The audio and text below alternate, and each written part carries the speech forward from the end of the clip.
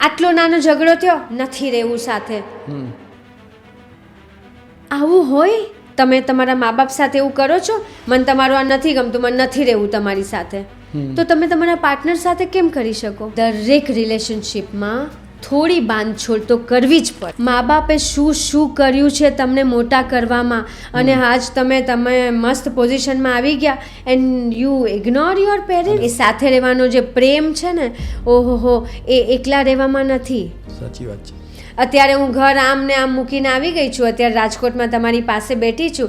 મારું ઘર મસ્ત ચાલી રહ્યું છે. મારા સાસુમાં બેઠા છે ત્યાં. મારું રોડ એક્સિડન્ટ એક ટ્રક સાથે થયું, મારી કારનું, અને મને આ આખું પોર્શન બધે લખાઈ ગયું કે મોનાથી બાઝ કરિયર ઇઝ ફિનિશ્ડ. અને મેં 10-15 દિવસ તો મારો ચહેરો જોયો જ નહોતો. રિયલ રૂપ જોયું ફિલ્મ ઇન્ડસ્ટ્રીનું, લોકોનું.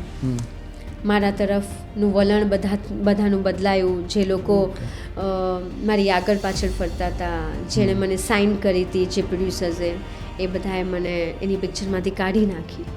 ક્ષણ જીવનની જ્યારે નરેશભાઈએ છે તે કહી શકાય કે જે છૂટા પડ્યા, એ ક્ષણ કેવી હતી? ઓ માય ગોડ, એ તો રાજવીરને હું કઈ રીતે સમજાવું કે દાદા નથી. Rajveer was so attach to dada કે દાદા રોજ એના માટે ગીત ગાતા, દીકરો મારો લાડકવાયો. અમે મંદિર રાખ્યું છે અમારા આંગણામાં, અમારા કમ્પાઉન્ડમાં, પપ્પાની છબી સાથે. હિતુ જતા આવતા પપ્પાને આશીર્વાદ લઈને જાય, જય જય કરીને જાય. ઘરમાં 10 વખત આવે જાય ને તો એ 10 વખત પપ્પાને પગે લાગીને જાય. આ મારો દીકરો રાજવીર જોવે છે ને. સંસ્કાર કહેવાથી ન આપવાના હોય, એ જોવાથી થાય. અત્યારે રાજવીર 10 વર્ષનો થયો, હજી સુધી એને પિઝા, પાસ્તા, બર્ગર કશું ખાધું નથી, ટેસ્ટ પણ નથી કર્યું. હું ફોરેન જાઉં તો હું થેપલા આટલા બનાવીને જાઉં, વેજીટેબલ થેપલા, પાલક, ગાજર, કોથમીર બધું હોય એમાં. મને ઘરમાંથી કહે છે તું કામ કર. આટલું ફ્રીડમ કયા ઘરમાં મને મળવાનું હતું? તો મેં તો કંઈક સરસ કામ કર્યા હશે, સારા કર્મો કર્યા હશે કે ભગવાને મને આ ઘર આપ્યું છે. મસ્ત પતિ હોય, મસ્ત દીકરો હોય, ને આવું સાસરું હોય, ને આવા મા બાપ હોય, તો જીવનમાં બીજાને શું જોઈએ? પરિવાર કઈ રીતે જોડાયેલું રહી શકે છે? કારણ કે આજના સમયે પણ આપણે જોઈએ તો પરિવાર છે તે વેર વિખેર થઈ રહ્યા છે. પતિ પત્ની વચ્ચે એવા સંબંધો નથી દેખાતા, માતા પુત્ર વચ્ચે એવા સંબંધો નથી દેખાતા, સાસુ વહુ વચ્ચે એવા સંબંધો નથી. તો કઈ રીતે આ જોડીને રાખો છો? શું કારણ છે એનું? દરેક રિલેશનશિપમાં થોડી બાંધછોડ તો કરવી જ પડે. પછી એ મા દીકરી હોય, મા દીકરો હોય, પતિ પત્ની હોય, ભાઈ બહેન હોય કે સાસુઓ હોય. અત્યારે મારા મમ્મીના વિચારોમાં સહેમતી નથી. અચ્છા, લગ્ન પહેલા હું મમ્મી લડતા હતા, તો તમે વિચારો તો ક્યારેય કોઈના સરખા નથી થવાના. પણ જો તમે મનથી ઠાની લો ને કે મને આ પરિવારમાં રહેવું છે, મને આ વ્યક્તિ સાથે રહેવું છે, અને એના આટલા બધા પ્લસ પોઈન્ટ છે અને આટલા જ નેગેટિવ, રેશિયો જોવાનો, પ્લસ પોઈન્ટ આટલા છે ને આટલું નેગેટિવ છે, તો આ રેશિયો વધારે છે, તો આને જોવાનું ને, આને ઇગ્નોર કરવાનું. અને એ થોડું લેટ ગો કરી લેશો ને, એટલી મેચ્યોરિટી તમારે પોતાએ લાવવી પડશે, એટલી સમજણ કે મને આ વ્યક્તિ, એટલું ખાલી યાદ કરવાનું, આ વ્યક્તિ સાથે લગ્ન કરવા માટે મેં શું કર્યું હતું. મેં રાત દિવસ એક કર્યા હતા, મેં ભગવાનને એટલી પ્રાર્થના કરી હતી આ માણસને પામવા માટે, ને હવે મને એ માણસની આ પ્રોબ્લેમ છે, તમે આમ નથી કરતા, તમારા ઘરમાં આમ થાય છે. આ તો બહુ જ નાની બાબત છે. છૂટાછેડા પણ હવે તો થઈ રહ્યા છે, નાની વાત. Ignore it. હું આ વર્ષો વીતતા સમજી, અને આમાં મને આ સમજણ આપવામાં મને હિતુનો સાથ, હિતુની maturity help me to understand this. હિતુમાં એટલું સમજણ, મને શું અટ્રેક્ટ કરે છે હિતુમાં? એમની મેચ્યોરિટી, એમનું પેશન્સ. એક હિતુનું પેશન્સ ઇઝ ઇક્વલ ટુ 4 મોના હોય ને, 4 મોનામાં જે પેશન્સ હોય ને, એ એકલા એક હિતુમાં છે. એટલું બધું પેશન્સ છે, ધીરજ, જે અત્યારના યુથમાં ખૂટે છે. આટલો નાનો ઝઘડો થયો, નથી રહેવું સાથે. આવું હોય? તમે તમારા મા બાપ સાથે એવું કરો છો, મને તમારું આ નથી ગમતું, મને નથી રહેવું તમારી સાથે, તો તમે તમારા પાર્ટનર સાથે કેમ કરી શકો? યસ. મા દીકરા, અત્યારે મારા ને રાજવી 10 વર્ષનો છે, એ ઘણીવાર મારું ના માને કે અમારા બેનો ડિફરન્સ ઓફ ઓપિનિયન થઈ જાય, એના વિચાર ને મારા વિચાર, તો હું એમ કહું કે મને તું નથી ગમતો, એમ કહું, યા એ મને એમ કે મમ્મા આઈ ડોન્ટ લાઈક યુ, તો કેવું લાગશે? તો ડિફરન્સ ઓફ ઓપિનિયન તો બધે જ. અચ્છા, તમે વર્ક પ્લેસ પર છો, તમારા બોસને તમારા વિચારો ન મેચ થતા હોય તો તમે એમ કહેશો મારે તમારી નોકરી નથી કરવી, જાઓ. Everywhere there is a difference of opinion, but તમે ત્યાં સહન કરી લ્યો છો ને, તો થોડી બાંધછોડ તો પરિવારમાં પણ કરવી જ પડે. If you want peace, if you want unity, if you want શાંતિ ઘરમાં, સાથે રહેવું છે, એ સાથે રહેવાનો જે પ્રેમ છે ને, ઓહો, એ એકલા રહેવામાં નથી. સાચી વાત છે. અત્યારે હું ઘર આમ ને આમ મૂકીને આવી ગઈ છું, અત્યારે રાજકોટમાં તમારી પાસે બેઠી છું, મારું ઘર મસ્ત ચાલી રહ્યું છે, મારા સાસુમાં બેઠા છે ત્યાં. વાહ. અત્યારે હું ઘરે જઈશ, મારું બધું રૂમ વૂમ બધું, મારે કંઈ ચાવીથી ખોલવાનું નથી કે મારા ફ્રીજમાં દૂધ છે કે નહીં, મારો હેલ્પર હું આવી રહી છું, તું આવી જજે, મારે તો કશું નથી કરવાનું, મારું તો ઘર મસ્ત ચાલી રહ્યું છે, મારે તો જઈને સીધું મારા રૂમમાં જવાનું છે. વાય? બિકોઝ મારા સાસુમાં છે ત્યાં, એ she is handling everything. So more advantages in staying together. મા બાપે શું કર્યું છે તમને મોટા કરવામાં, અને આજ તમે મસ્ત પોઝિશનમાં આવી ગયા, and you ignore your parents. હવે તો વૃદ્ધાશ્રમો પણ વધી રહ્યા છે. Very bad. મારા ભગવાન કોણ તમે પૂછો ને, તો મારા ભગવાન મારા મા બાપ છે. મારું અત્યારે સ્ક્રીન સેવર આ બતાવું તમને, મારો રાજવીર નથી, મારા હસબન્ડ નથી, આ મારા મા બાપ છે. વાહ વાહ.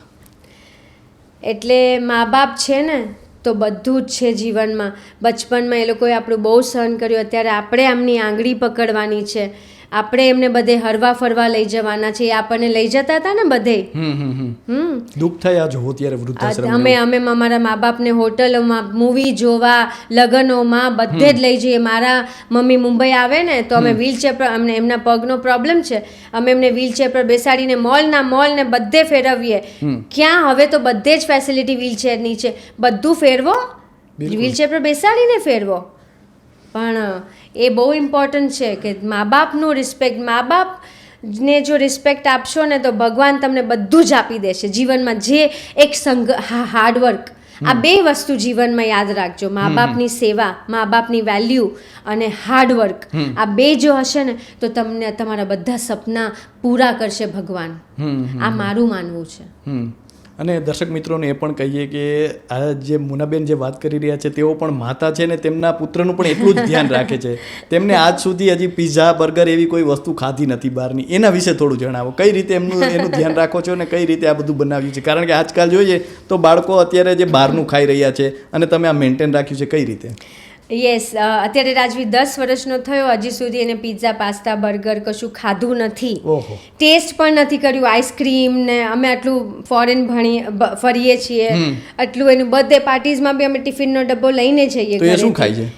એ શાક રોટલી ખાય, એ ભાખરી ખાય, એ પૂરણપોળી મમ્માના હાથનું. મને આ બધું આવડતું નહોતું, હું શીખી, હું યુટ્યુબમાં જોઈને શીખી, 10 વાર અખતરા કર્યા, ફેલ ગયા.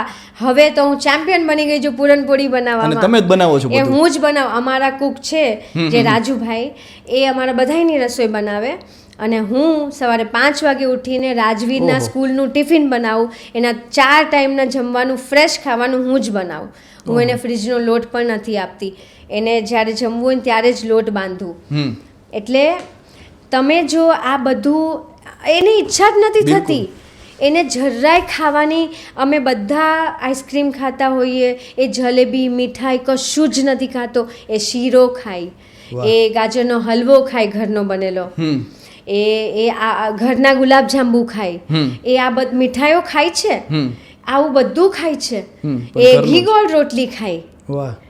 એને કાંઈ ન ભાવતું હોય ને તો કે ઘી ગોળ રોટલી, ઘી ગોળ મગ એના ફેવરેટ છે, ભીંડી રોટી એનું ફેવરેટ છે, પનીર બી હું ઘરે બનાવું છું. તો એ બધું ઘરનું ખાય છે. હું ફોરેન જાઉં તો હું થેપલા આટલા બનાવીને જાઉં, વેજીટેબલ થેપલા, પાલક, ગાજર, કોથમીર બધું હોય એમાં. અને હું થેપલા, મીઠી ભાખરી આ બધું લઈને જાઉં. હું જ્યાં ટ્રાવેલ કરું એ બધું કેરી કરીને જાઉં. અનેક માતા પિતાની ફરિયાદ છે કે બાળકો ખાતા નથી આવું. કેમ કે તમે બચપનથી એને ચટાડો છો. તમે 1 વર્ષનું લે પિઝા ચાટ, લે આજે આઈસ્ક્રીમ ચાટ, કેક ચાટ, એ ચટાડવાનું જ નહીં. મેં એ કર્યું જ નહીં. મેં ચટાડવાનું કામ કર્યું જ નહીં. મેં ખવડાવ્યું જ નહીં 2 વર્ષ સુધી. એટલે 3જા વર્ષે એને એક્સેપ્ટ જ ના કર્યું. એને રિજેક્ટ કર્યું. ના આ વસ્તુ નથી સારી. એને આમાં મોઢું ફેરવી લે.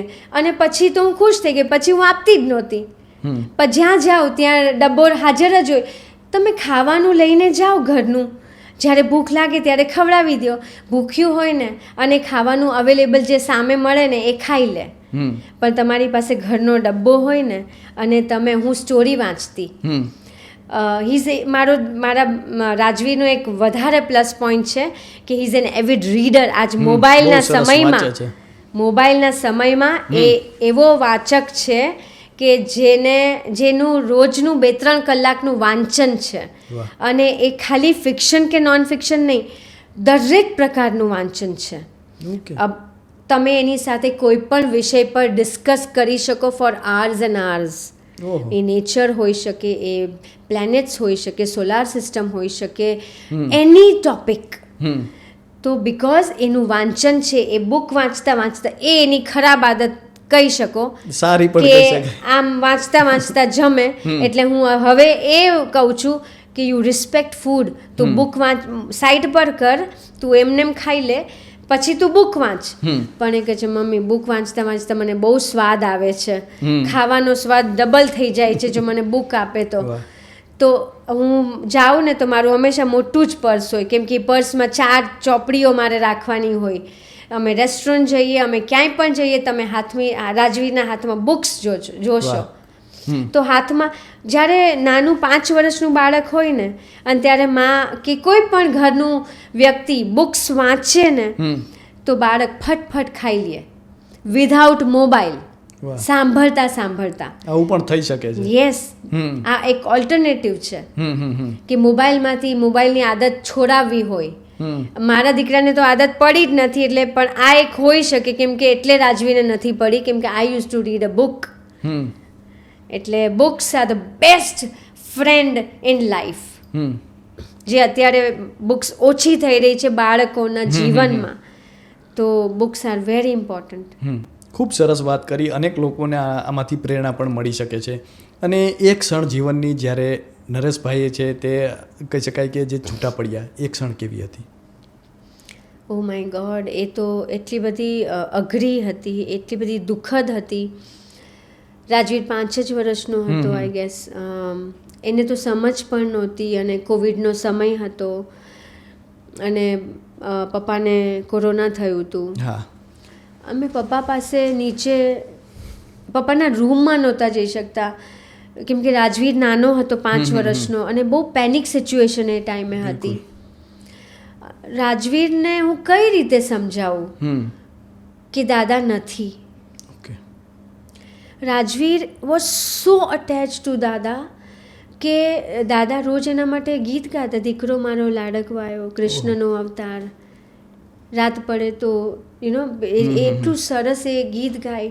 અને 2 કલાક રોજના રાજવીર એમના રૂમમાં હોય બિફોર સ્લીપિંગ, એવા ગીતો ગાય.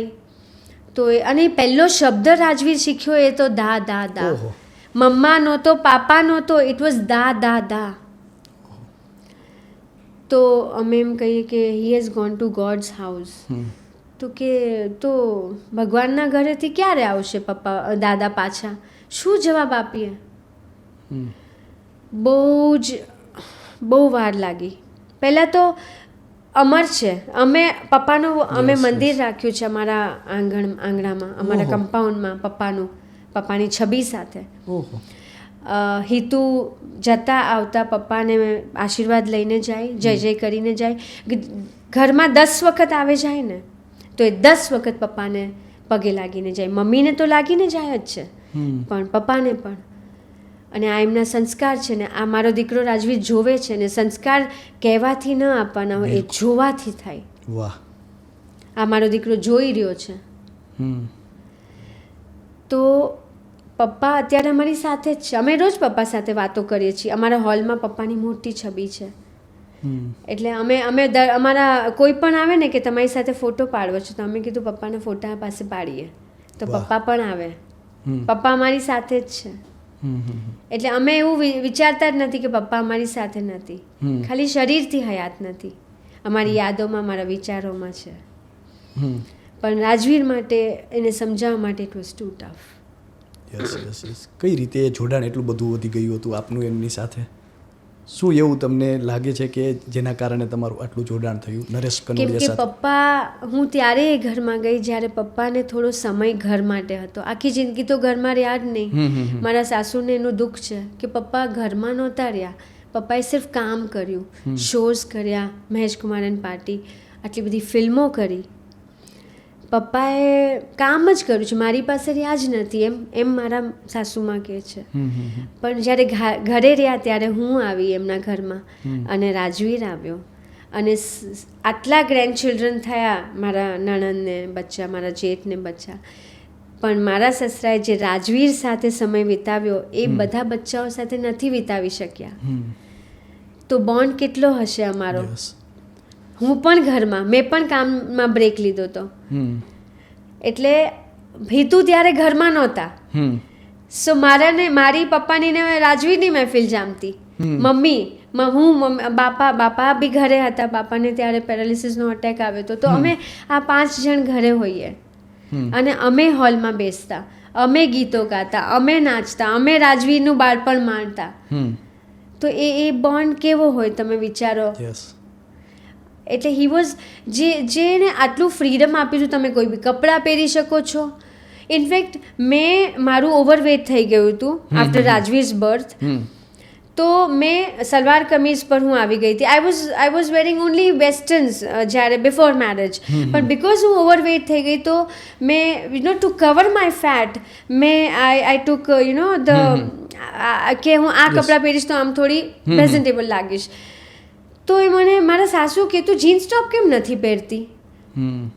કપડાનું ફ્રીડમ, વિચારોનું ફ્રીડમ આ જીવનમાં સૌથી કિંમતી વસ્તુ છે. કોઈ પણ માણસ, બાળકથી માંડીને વડીલ સુધી, જેને લાઈફમાં ફ્રીડમ હોય ને, બોલવાની ફ્રીડમ, વિચારોની ફ્રીડમ, પહેરવેશની ફ્રીડમ, તમને જે કરવું હોય લાઈફમાં કરી શકો. તમને કામ કરવું છે કે નહીં, મને ઘરમાંથી કહે છે તું કામ કર. આટલું ફ્રીડમ કયા ઘરમાં મને મળવાનું હતું. તો મેં તો કંઈક સરસ કામ કર્યા હશે, સારા કર્મો કર્યા હશે કે ભગવાને મને આ ઘર આપ્યું છે. સિરિયસલી. એટલે હું તો દરેકને કહું, સારા કર્મો કરો અને જીવન સારું તમારું બનાવો, બસ. જી, ખૂબ સરસ. હવે આપણે અંત તરફ જઈ રહ્યા છીએ. જીવનમાં કઈ એવી ક્ષણો છે જે દુઃખની ક્ષણો છે, ને કઈ એવી ક્ષણો છે જે સુખની ક્ષણો છે મોનાબેન માટે? દુઃખની ક્ષણો, એક મારું એક્સિડન્ટ હતું. It was a road accident. I was shooting in Rajpipla, અને રાજકોટમાં મારી એક ફિલ્મનું પ્રીમિયર હતું. તો hall day I was shooting, અને રાતના 12 વાગે હું નીકળી. નેક્સ્ટ ડે પ્રીમિયર બપોરે રાખ્યું હતું. તો એ સમયે એવું નહોતું કે રાત્રે જ પ્રીમિયર હોય, તો દે હેડ કેપ્ટ 12 વાગ્યાનું કંઈક શો હતો, જે એક્ટર્સની હાજરી ને બધા ઇન્વાઇટીઝને ઇન્વાઇટ કર્યા હતા. અને હું નીકળી રાજકોટ આવવા. આઈ થોટ કે હું સવારે પહોંચી જાઉં સવાર સુધીમાં, સો દેટ મને થોડી કલાક રેસ્ટ મળે, અને પછી હું પ્રીમિયર અટેન્ડ કરું. અને મારું રોડ એક્સિડન્ટ એક ટ્રક સાથે થયું, મારી કારનું. અને મને આ આખું પોર્શન, એટલે હું ત્યારે તો એ સેકન્ડે હું બેહોશ થઈ ગઈ હતી. મને કંઈ ખબર નથી. પણ એક સારું થયું કે ત્યારે હું મારા મમ્મી સાથે ફોનમાં વાત કરી રહી હતી કે બસ mummy, I always give her good morning, good night call. તો મેં કીધું મમ્મી બસ હવે હું ગાડીમાં સૂઈ જાઉં છું, હું 4 કલાક પછી રાજકોટ પહોંચી જઈશ, એટલે પછી તમને હું ફોન કરીશ કે હું પહોંચી ગઈ. અને એ વાત ચાલુ હતી, અને એમણે મારી ચીસ સાંભળી, અને મારો ફોન બંધ થઈ ગયો છે. એટલે મને એટલી બધી ઈજા પહોંચી હતી. એક એક્ટરને, એક અભિનેત્રીને એનો ચહેરો એટલો બધો ઇમ્પોર્ટન્ટ હોય, અને મને ક્યાંય બીજે બોડીમાં નહોતું લાગ્યું, મને ખાલી આખા ફેસમાં વાગ્યું હતું કાંચ. તો મારી પ્લાસ્ટિક સર્જરી કરવામાં આવી, ડભોઈની કોઈ હોસ્પિટલમાં પહેલાં મને લઈ ગયા, ત્યાંથી મને બરોડા લઈ આવ્યા, મુંબઈથી મારા પેરેન્ટ્સ આવ્યા બરોડા, તો મારી ફર્સ્ટ સર્જરી થઈ બરોડામાં, પછી મને મુંબઈ લઈ ગયા, ત્યાં મારી સેકન્ડ પ્લાસ્ટિક સર્જરી થઈ. I was depressed. મને ડૉક્ટરે 6 મહિના સુધી કામ કરવાની ના પાડી હતી. મેં રિયલ રૂપ જોયું ફિલ્મ ઇન્ડસ્ટ્રીનું, લોકોનું. મારા તરફનું વલણ બધાનું બદલાયું. જે લોકો મારી આગળ પાછળ ફરતા હતા, જેણે મને સાઇન કરી હતી, જે પ્રોડ્યુસર્સે, એ બધાએ મને એની પિક્ચરમાંથી કાઢી નાખી. અને કેમ કે કોઈ શું કામ વેઇટ કરે. હું એ લોકોના પોઈન્ટ ઓફ વ્યૂથી બી જો વિચારું ત્યારે મને બહુ ખરાબ લાગ્યું હતું, પણ જો હવે એટલી મેચ્યોરિટી આવી ગઈ છે કે એ લોકોના પોઈન્ટ ઓફ વ્યૂથી વિચારું કે એ લોકોએ વ્યાજે પૈસા લીધા હોય, એના બિઝનેસ પોઈન્ટ ઓફ વ્યૂ, તો નુકસાન પહોંચે. અને જે અધૂરી ફિલ્મો હતી એ લોકો ડૉક્ટરને પૂછતા કે આ કામ ક્યારે કરશે. મને હોસ્પિટલમાં જોવા આવે પણ સાથે સાથે એ પણ પૂછતા કે આ કામ ક્યારથી શરૂ કરશે. અને બધે લખાઈ ગયું કે મોનાથી બાઝ કરિયર ઇઝ ફિનિશ્ડ. અને મેં 10-15 દિવસ તો મારો ચહેરો જોયો જ નહોતો કે મને શું વાગ્યું છે, મને કેટલું વાગ્યું છે. એટલે મારી આઈબ્રોઝ નહોતી, મારી લેશિસ નહોતી, અહીંયાથી વાળ શેવ કર્યા હતા, અહીંયા બધું સ્કાર્સ હતા, મારી આંખ બચી ગઈ હતી. મને આ આઈલેટ પર મને સ્ટિચીસ હતા, મને આંખની નીચે સ્ટિચીસ હતા, મને ઓલ ઓવર ફેસ પર લાગ્યું હતું. એટલે એ જ ડિફિકલ્ટ સમયમાં મારા પેરેન્ટ્સે મને જે સાથ આપ્યો છે, એટલે કહું છું ને, ફેમિલી જ તમારું બધું જ છે. જે લોહીની સગાઈ હોય છે ને, જે ખૂનનો રિશ્તો છે ને, એ જ બેસ્ટેસ્ટ રિશ્તો છે. એ જ તમને કામ લાગે છે તમારા દુઃખના સમયમાં. સુખમાં તો આખી દુનિયા તમારી સાથે હોય. સાચું. તો એ મારો બહુ જ ડિફિકલ્ટ સમય હતો. હું બહુ જ ડિપ્રેસ થઈ ગઈ હતી. હું ડિપ્રેશનની દવાઓ લેતી હતી. હું બહુ જ કલાકો ઊંઘતી રહેતી હતી. મને એમ થતું હતું કે ઓ માય ગોડ, મારી કરિયર ખતમ થઈ ગઈ. પણ એ ડિપ્રેશનમાંથી પાછું પોતે જ બહાર નીકળવાનું હોય. એ પણ પોતે જ આવડત હોવી જોઈએ. એ કંઈ કોઈ તમને નથી કરવા આવવાનું. હાથ પકડવાનું. હું ડિપ્રેશનમાં છું ને હું જો આખી જિંદગી બેઠી રહું તો ચાલશે? નો. તમારું ફેમિલી તમને સપોર્ટ કરે, પણ ઇવેન્ચ્યુઅલી તો તમારે જ બહાર આવવાનું છે. એટલે ધેન આઈ સેડ નહીં, આવું તો બેસી રહેવું તો ના ચાલે. અને એમાં ફેમિલી સપોર્ટ, અને એમાં મને એક આલ્બમ ઓફર થયો. અને ત્યારે એ સમયે છે ને ફિલ્મ સ્ટાર્સ આલ્બમ નહોતા કરતા, એ થોડું નાનું ગણાતું એ સમયે. તો મેં કીધું ના. ત્યારે પણ મારી અકડી તો એવી જ હતી કે ના, હું આલ્બમ તો નહીં કરું. તો એમણે મારા પપ્પા બધું, બિકોઝ એવરીવન નોઝ પપ્પા, તો પપ્પાને કીધું આને કહો ને ઘરે આલ્બમ, એનું મન બી સારું પ્રફુલ્લિત થઈ જશે, એ શૂટિંગ કરશે. નવરાત્રિનું આલ્બમ હતું. તો પપ્પા કે કર ને. મેં કીધું ના, મારે નથી કરવું. પપ્પા ક્યારેય મને ફોર્સ ના કરે કંઈ વસ્તુ કરવા માટે. તો એ કે પણ હું હવે ના કેમ પાડું, મારા ફ્રેન્ડ છે. તો મેં તો પૈસા વધારે કહી દો ને એટલે ભાગી જાય. તો મેં પૈસા ડબલ કહી દીધા ને તો એમણે હા પાડી દીધી. તો હું મને કરવા આવી, બોલો. અને શૂટિંગ કર્યું, પછી કરવા આવું તો પછી તો સિદ્ધાર્થથી 100% કરું. અને એવી રીતે એ આલ્બમ સુપરહિટ થઈ ગયો. પછી બીજો આલ્બમ ઓફર થયો, એ સુપરહિટ થઈ ગયો. ત્રીજો આલ્બમો એટલા બધા સુપરહિટ થયા કે પછી મને ફરીથી ફિલ્મોની ઓફર સ્ટાર્ટ થઈ ગઈ. અને પછી પાછી ફિલ્મોની લાઈન લાગી. અને I was the one who set the trend that film actors can do music albums. અને પછી તો હિતુ કનોડિયાએ પણ આલ્બમ કર્યો ને નરેશ કનોડિયાએ પણ આલ્બમ કર્યો. તો I was the one who started the trend કે મેં આલ્બમમાં ફિલ્મ એક્ટર્સ બી કરી શકે છે. સો એ દુઃખની ક્ષણ. એ દેટ્સ હાઉ હું બહાર નીકળી. સો એ તમારે જ કરવાનું છે. મારો આખું કહેવાનો તાત્પર્ય એ હતો કે you can't sit at home કે હું ડિપ્રેશનમાં છું ને બધાની સિમ્પથી લીધા કરો. નો, સિમ્પથી લો થોડો સમય માટે.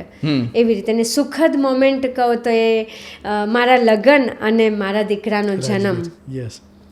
ભગવાને આનાથી વધારે મને શું આપી શકે? આટલું સરસ બાળક, આટલું સરસ ઘર અને આટલા સારા મા બાપ ને આટલું સરસ સાસરિયું. મને કંઈ નથી જોઈતું ભગવાન પાસેથી. મને બસ જે છે એના માટે કોટી કોટી આમ વંદન કરું છું. વાહ. કોઈ અફસોસ છે જીવનમાં? અફસોસ છે કે મેં ભણવાનું પૂરું ના કર્યું. અને હું આજના દરેક યુથને કહું છું કે ભણવાનું એટલું ઇમ્પોર્ટન્ટ છે કે તમને અગર અભિનય કરવો હોય ને, એક્ટિંગ કરવી હોય ને, તો પણ જો તમે એજ્યુકેટેડ માણસ હો ને તો તમને એ તમારું કેરેક્ટર પરફોર્મ કરવામાં હેલ્પ કરે છે. બિલકુલ. You can perform better if you are more educated. એટલે એજ્યુકેશન ઇઝ સો ઇમ્પોર્ટન્ટ. તમે કંઈ પણ કરો પણ તમારું એજ્યુકેશન, તમે ફેશન ડિઝાઇનર બનો, તમે ડૉક્ટર, ઓબ્વિયસલી એ બધામાં તો ભણવાની જરૂર હોય જ, પણ સ્પોર્ટ્સ કે તમે કાંઈ પણ લ્યો પણ તમે ભણવાનું તમારું પૂરું કરો. ઇટ ઇઝ સો, એ તમારા વિચારો બદલી નાખે, તમારી લાઈફસ્ટાઈલ, તમારું સામેવાળા સામે જોવાનો પર્સપેક્ટિવ, બધું જ તમારું બદલાઈ જાય. એટલે એજ્યુકેશન ઇઝ વેરી ઇમ્પોર્ટન્ટ. એ મને અફસોસ છે. એટલે હું મારા દીકરાને કહું છું કે ભણવા સિવાય આપણી પાસે કોઈ ઓપ્શન નથી. ભણવું તો પડશે. તારી બધી ઈચ્છાઓ પૂરી કરીશ પણ ભણવાનું ઇઝ વેરી ઇમ્પોર્ટન્ટ. રાઈટ. અને હવે શું જીવનમાં હવે શું સપનું છે? કેવી ફિલ્મો કરવી છે? અને સૌથી મોટો અને મહત્વનો પ્રશ્ન કે મોનાબેન હવે ક્યારે ફિલ્મમાં દેખાવાના છે આગામી સમયમાં? So 2026 will be rocking for me, I think. મારી શક્તિ ફિલ્મ રેડી થઈ ગઈ છે જે ફેબ્રુઆરીમાં રિલીઝ છે. કખ ગઘ આ બેનને આર્ટ ફિલ્મ છે. અને શક્તિ ઇઝ તો very hard hitting subject, very different for Gujarati. એટલે એ તમે મને કોઈ દિવસ ન જોઈ હોય એવા રોલમાં જોવાના છો, એવા કિરદારમાં જોવાના છો. કખ ગગ અગેન મેસેજ, અમારી બધી ફિલ્મો મેસેજવાળી હોય છે ઓલવેઝ. તો એમાં બહુ સ્ટ્રોંગ મેસેજ એજ્યુકેશન ઉપર છે કખ ગઘ. અમારી home production Hitu Naresh Kanodia production start થઈ રહી છે. તો એમાં ફિલ્મ આવી રહી છે ટોટલી એન્ટરટેનર, ચકાબૂમ. તો એ ચકાબૂમ ફિલ્મ આવી રહી છે. એટલે યસ, એટલે આ ફિલ્મો આવી રહી છે. અને બાકી તો લાઈફ મસ્ત જ જઈ રહી છે. મસ્ત પતિ હોય, મસ્ત દીકરો હોય ને આવું સાસરું હોય ને આવા મા બાપ હોય તો જીવનમાં બીજાને શું જોઈએ? અમારા માધ્યમથી હિતુભાઈને શું કહેશો? હિતુભાઈએ પણ સંદેશ આપ્યો છે, તમે શું આપશો? શું કહેશો જે એવી વાત ક્યારેય ન કરી હોય અમારા માધ્યમથી આજે? તમારા માધ્યમથી બી આઈ લવ યુ. અને ક્યારેક તમને એવું લાગે છે કે હું તમને ઓછો સમય આપું છું, પણ એવું નથી. હું રાજવીરનું એને ભણવામાં, એને કેળવવામાં સમય હું થોડો વધારે પસાર કરું છું. અને તમે પણ મને જે સમય નથી આપી શકતા એનું મને ખરાબ નથી લાગતું.